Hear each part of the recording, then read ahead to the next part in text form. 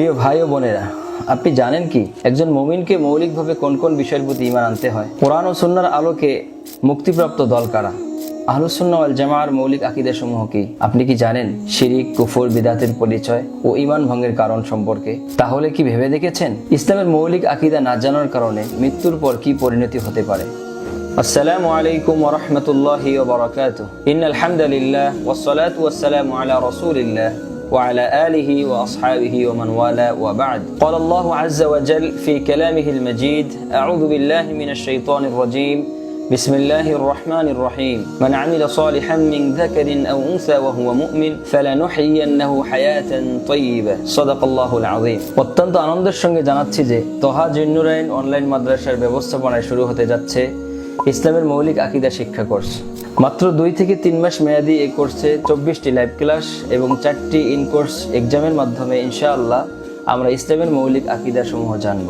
সেই সাথে পিছিয়ে পড়া শিক্ষার্থীদের জন্য ক্লাস নোট এবং ক্লাসের ভিডিও প্রদান করা হবে। এছাড়াও কোর্স শেষে সেরা 10 জনের জন্য থাকছে আকর্ষণীয় হাদিয়া ও সার্টিফিকেট। সম্মানিত দ্বীনী ভাই ও বোনেরা, আল্লাহ সুবহানাহু ওয়া তাআলার পক্ষ থেকে বান্দার উপর সর্বপ্রথম ফরজ হলো ঈমান ও আকীদা সহি করা। ঈমান আকীদা সহি হওয়া ছাড়া আল্লাহ তাআলা বান্দার কোনো আমলই কবুল করবেন না। আল্লাহ সুবহানাহু ওয়া তাআলা বলছেন: মান আমিলা সালিহান মিন যাকারিন আও উনসা ওয়া হুয়া মুমিন ফালানুহয়িয়ান্নাহু হায়াতান তাইয়্যিবা ওয়া লানাজজিয়ান্নাহুম আজরাহুম বিআহসানি মা কানু ইয়ামালুন।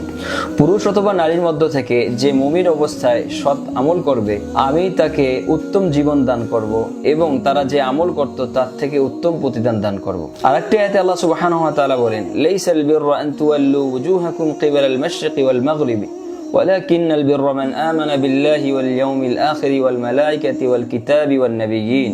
সৎকর্ম শুধু এই নয় যে তোমরা পূর্ব পশ্চিমে তোমাদের চেহারা ফেরাবে, বরং বড় সৎকর্ম হলো তোমরা আল্লাহর প্রতি, আখিরাতের প্রতি, কিতাবসমূহের প্রতি, ফেরেশতাগণের প্রতি এবং নবীগণের প্রতি বিশ্বাস স্থাপন করবে। এই আয়াত দুটি থেকে সুস্পষ্টভাবে বুঝে আসে যে আমাদেরকে সর্বপ্রথম ঈমান আকীদা সহি করতে হবে।